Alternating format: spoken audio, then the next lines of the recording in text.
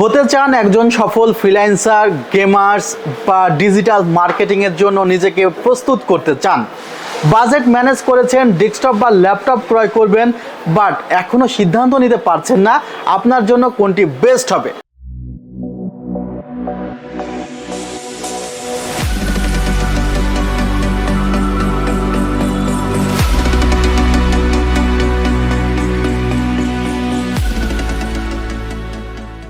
আসসালামু আলাইকুম ভিউয়ার্স, আশা করছি আপনারা সুস্থ আছেন। আলহামদুলিল্লাহ আমিও অনেক বেশি ভালো আছি। যেখান থেকে ভিডিওটি দেখছেন সবাইকে ওয়েলকাম জানাচ্ছি নতুন একটি ভিডিওতে। আমি মোহাম্মদ মেহেদি হাসান। যে ডিভাইসটি আমার হাতে দেখছেন এটি হলো ল্যাপটপ। এটি দিয়ে বর্তমান সময়ে প্রায় সব ধরনের কাজই করা যায় একজন ফ্রিল্যান্সার যা করে। আবার এই পাশে যা দেখছেন সেটি হলো ডেস্কটপ। এটা দিয়েও গেমিং, ফ্রিল্যান্সিং বা ডিজিটাল মার্কেটিং সকল কাজই করা যায়। এই ল্যাপটপটি সবাই ক্রয় করবে না, আবার এই ডেস্কটপটিও সবাই ক্রয় করবে না।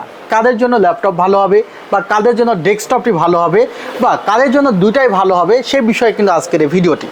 আশা করছি সম্পূর্ণ ভিডিও জুড়ে আপনারা আমার সঙ্গেই থাকবেন এবং মেহেদি 360 ইউটিউব চ্যানেলটির সদস্য হয়ে থাকলে আপনাকে জানাচ্ছি অসংখ্য ধন্যবাদ। ভিউয়ার্স, আজকে ল্যাপটপ এবং ডেস্কটপের অ্যাডভান্টেজ ও ডিসঅ্যাডভান্টেজ দুটি বিষয়ে আলোচনা করব। প্রথমত ল্যাপটপের অ্যাডভান্টেজ বলে নিই। আপনি যদি একটি ল্যাপটপ ক্রয় করেন তাহলে আপনি স্কুলে, বাসায় দুই জায়গাতে কিন্তু ল্যাপটপটি ক্যারি করতে পারবেন, বা আপনি ভার্সিটিতেও ক্যারি করতে পারবেন, বাসা থেকে ভার্সিটি, ভার্সিটি থেকে বাসায়। বা আপনি যদি জব করেন সেখানে যদি ল্যাপটপ ম্যান্ডেটরি হয়ে থাকে এবং সেটি যদি ক্যারি করার সুযোগ থাকে তাহলেও কিন্তু আপনি ল্যাপটপ ক্যারি করতে পারবেন। বাট অনেক জায়গায়, অনেক প্রতিষ্ঠানে ল্যাপটপ ক্যারি করতে দেয় না, সেখানে ডেস্কটপে দেয়। কারণ সে প্রতিষ্ঠানের বেশ কিছু ডাটা ল্যাপটপে থাকে। ল্যাপটপ যদি অফিসে বাইরে চলে যায় সে ডাটা বেহাত হয়ে যেতে পারে। সে কারণে কিন্তু তারা অফিসে ডেস্কটপ ইউজ করায়। মূলত যারা ট্রাভেল করে এবং ট্রাভেলের সময় খুবই প্রয়োজন তাদের কাছে ল্যাপটপটি রাখা, তাদের জন্য মূলত আসলে ল্যাপটপ। এবং এখানে কিছুটা ব্যাটারি ব্যাকআপও থাকে। বাট ল্যাপটপের কিছু ডিসঅ্যাডভান্টেজ আছে। যেমন একজন ফ্রিল্যান্সার যে কাজগুলো করে তার মধ্যে উল্লেখযোগ্য, সে ভিডিও এডিটিংয়ের কাজ করবে, সে গ্রাফিক্স ডিজাইনের কাজ করবে। এই কাজগুলো যখন আপনি হাইলি করতে চাইবেন তখন আপনার ল্যাপটপের জন্য বাজেট করতে হবে মূলত 1.5 থেকে 2 লক্ষ টাকা। আবার আপনি যদি প্রপার গেমসগুলো খেলতে চান সেই গেমসের জন্য আপনার ল্যাপটপের বাজেট অন্তত 2 লক্ষ টাকা হতে হবে। বাট সে 2 লক্ষ টাকা বাজেটের ল্যাপটপের মধ্যে যে পরিমাণে ম্যাটেরিয়াল থাকবে বা স্পেসিফিকেশন যা থাকবে, আপনি 70 থেকে 80 হাজার টাকা বাজেটের ডেস্কটপে কিন্তু সেই ফিচার্স পেয়ে যাবেন। আবার আপনি 50 থেকে 60 হাজার টাকার ল্যাপটপে যে ফিচার্সটি পাবেন সেই ফিচার্স ডেস্কটপে কিন্তু আপনি 30 থেকে 35 হাজার টাকা বাজেটের মধ্যেই পাবেন। এবং ল্যাপটপের ক্ষেত্রে দেখা যায় নতুন ল্যাপটপগুলো মূলত 45 হাজার টাকার উপর থেকে শুরু হয়, আর সেকেন্ড হ্যান্ড ল্যাপটপ 12, 13, 15 হাজার টাকায় পাওয়া যায়। যেমন আমার এই হাতে যে ল্যাপটপটি দেখছেন এই ল্যাপটপটির প্রাইস কিন্তু অনলি 13 হাজার টাকা। সো 13 হাজার টাকাতে আপনি ল্যাপটপ পাচ্ছেন, বাট 13 হাজার টাকা দিয়ে কিনা নতুন ল্যাপটপ পাচ্ছেন না। যখন আপনি রিকন্ডিশন ল্যাপটপ ক্রয় করছেন তখন কিন্তু সেই ল্যাপটপে আপনি রিপ্লেসমেন্ট ওয়ারেন্টি পেলে পাবেন 1 মাস বা 1.5 মাস।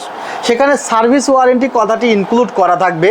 বাট সার্ভিস ওয়ারেন্টিতে আসলে তখন আপনাকে বলা হবে মাদারবোর্ডের সমস্যা, র্যামের সমস্যা, এসএসডিতে সমস্যা, ব্যাটারিতে সমস্যা, এ ধরনের হাজার রকমের সমস্যা হতে পারে একটি ইউজড ল্যাপটপে।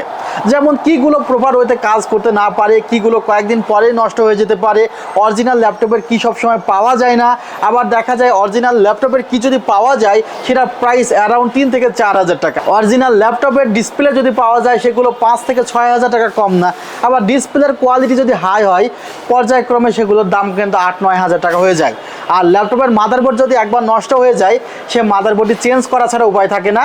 আর যেহেতু প্রসেসর মাদারবোর্ডের সাথে অ্যাটাচ থাকে সেহেতু ল্যাপটপের ক্ষেত্রে দেখা যায় মাদারবোর্ড নষ্ট হলে টোটালি ল্যাপটপটি বাদ হয়ে যায়। আসলে ডিসঅ্যাডভান্টেজ অনেকগুলো বললাম। এখন বাজেট যদি আপনার যাই থাকুক না কেন, ল্যাপটপে আপনি মনে করবেন যে আপনি 50% পারফরমেন্স পাবেন ডেস্কটপের চেয়ে। এটা একদমই সত্য কথা। যারা ল্যাপটপ ও ডেস্কটপ বোথ ইউজ করেছে তারা অবশ্যই এই বিষয়ে খুব ভালো জানবে। ল্যাপটপ মূলত ক্যারি করার যাদের খুবই প্রয়োজন তাদের জন্য। এবং তারা কি ধরনের কাজ করবে, সাপোজ তারা প্রজেক্ট রেডি করতেছে, তারা মাইক্রোসফটের যে কাজগুলো আছে সেগুলো করতেছে, তারা গুগলে মিট করতেছে, দেখা যাচ্ছে তারা ডিজিটাল মার্কেটিংয়ের জন্য পোস্টগুলো রেডি করতেছে, এরপরে দেখা যাচ্ছে ফেসবুক মার্কেটিং করতেছে, ইউটিউবের মার্কেটিংগুলো করতেছে, বাট ইউটিউবের ভিডিওগুলো যখন আবার হাই রেজুলেশনে এডিট করবে তখন কিন্তু তাকে আবার ডেস্কটপে যাইতে হবে। অনেক সময় দেখা যায় যে ক্লায়েন্ট হ্যান্ডেল করতে হয়, তখন কিন্তু আসলে ল্যাপটপটি মূলত সেই জায়গায় নিয়ে যেতে হয়। তো সেই কারণে ডেস্কটপ তো সেই সব জায়গায় নিয়ে যাওয়া লাগে না। তো সেই জায়গাগুলোতে কাজ খুবই হালকা কাজের জন্য কিন্তু আসলে ল্যাপটপটি ব্যবহার করতে পারেন। আর ল্যাপটপ কিনলে অবশ্যই নতুন ল্যাপটপ ক্রয় করার চেষ্টা করবেন। আর নতুন ল্যাপটপগুলোর প্রাইস 45,000 টাকার কম হবে না, বাট আপনি 45,000 টাকা দিলে কিন্তু ভালো মানের একটি ডেস্কটপ কম্পিউটার, যেখানে 3 বছরের রিপ্লেসমেন্ট ওয়ারেন্টি সহ মনিটর দিয়ে আপনি কিন্তু রেডি করতে পারেন। সে ধরনের অনেক ভিডিও কিন্তু আমার চ্যানেলে আছে। এবার ডেস্কটপের আসলে আমি কিছু অ্যাডভান্টেজ বলবো এবং ডিসঅ্যাডভান্টেজ বলবো। অর্থাৎ এখানে যেটা অ্যাডভান্টেজ ডেস্কটপের জন্য সেটা ডিসঅ্যাডভান্টেজ।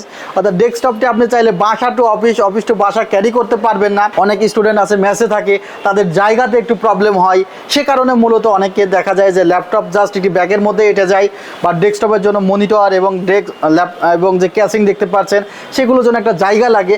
সে কারণে অনেক সময় মনে করে অনেকে যে এটি একটি ডিসঅ্যাডভান্টেজ। বাট যখন আপনি প্রপার ওয়েতে ফ্রিল্যান্সিং করতে চাইবেন, আপনার জন্য এই ডিসঅ্যাডভান্টেজটুকু স্বীকার করতেই হবে।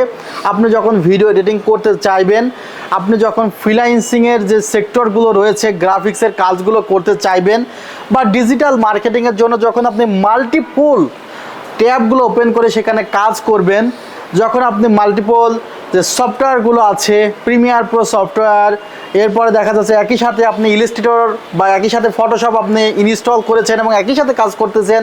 এখন যখন আপনি মাল্টিটাস্কিংয়ের কাজগুলো করতে চাইবেন, তখন কিন্তু অবশ্যই আপনাকে ডেস্কটপের দিকে যাইতে হবে।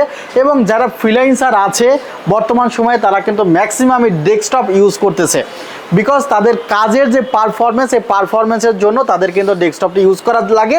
এবং এই ডেস্কটপের কিছু সুবিধা আছে যে চাইলে প্রসেসরটি চেঞ্জ করা যায়, চাইলে অ্যাডিশনাল গ্রাফিক্স কার্ড সেখানে অ্যাড করা যায়, অর্থাৎ ক্যাসিংটি ঠিক রেখে আদার্স বিষয়গুলো আপনি এক্সচেঞ্জও করতে পারেন, ক্রয় বিক্রয় করতে পারেন। এটি কিন্তু একটি সুবিধা আছে।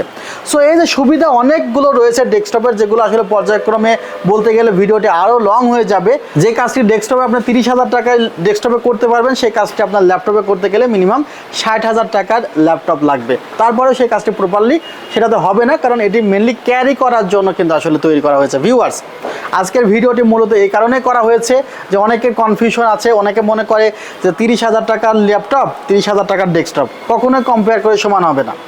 আবার অনেকে যে ব্যাটারি ব্যাকআপের বিষয়টি দেখে, যে কারেন্ট চলে গেলে ব্যাটারি ব্যাকআপ দেয়, হ্যাঁ এটি একটি ডেস্কটপের জন্য, ল্যাপটপের জন্য অ্যাডভান্টেজ।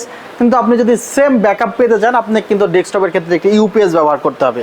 অর্থাৎ কী কাজের জন্য আপনি মূলত ডিভাইসটি কিনতে চাচ্ছেন, এটির উপরে ডিপেন্ড করে আপনি প্রোডাক্ট কিনবেন আশা করছি।